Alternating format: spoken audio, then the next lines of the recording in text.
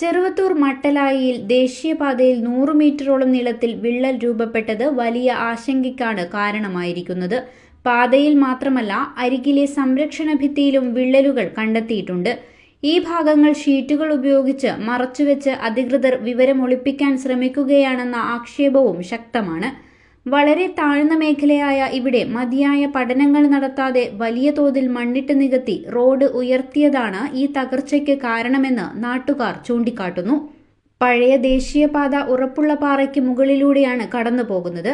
എന്നാൽ പുതിയ പാത നിർമ്മിച്ചിരിക്കുന്നത് ചതുപ്പുനിലമായ വയലുകൾ നികത്തിയാണ്. ഒരു മഴ പെയ്തപ്പോൾ തന്നെ ചതുപ്പിലെ മണ്ണും പുതിയ മണ്ണും തമ്മിലുള്ള ബലക്ഷയം കാരണം റോഡ് വിണ്ടുകീറുകയായിരുന്നു. 2 തരത്തിലുള്ള മണ്ണുകൾ തമ്മിൽ ചേരുന്നതിലെ സ്വാഭാവികമായ പ്രശ്നമാണിതെന്നാണ് കരാർ കമ്പനിയുടെ വിശദീകരണം. മേഖലയിൽ ടാറിംഗ് പ്രവൃത്തികൾ പൂർണ്ണമായിട്ടില്ലെന്നും അവർ പറയുന്നു. എന്നാൽ ഇപ്പോൾ വിള്ളൽ വീണ ഭാഗം വെറുതെ പൊളിച്ചു മാറ്റിയ ശേഷം പഴയതുപോലെ മണ്ണിട്ട് നികത്തിയാൽ വരാനിരിക്കുന്ന കാലവർഷത്തിൽ റോഡ് പൂർണ്ണമായും ഒലിച്ചുപോകുമെന്ന ഭീതിയിലാണ് നാട്ടുകാർ.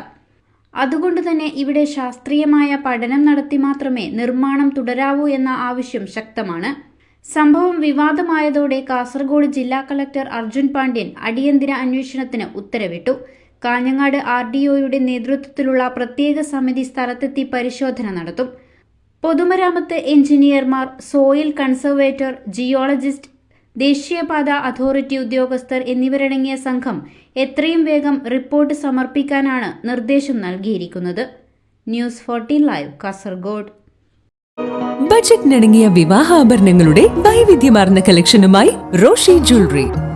ഡയമണ്ട് ആഭരണങ്ങളുടെ ഏറ്റവും പുതിയ ഡിസൈനുകൾ ഏറ്റവും കുറഞ്ഞ പണിക്കൂലിയിൽ. Roshi jewellery, gold and diamonds, bank road and Kote road, Kasaragod. Forever shine.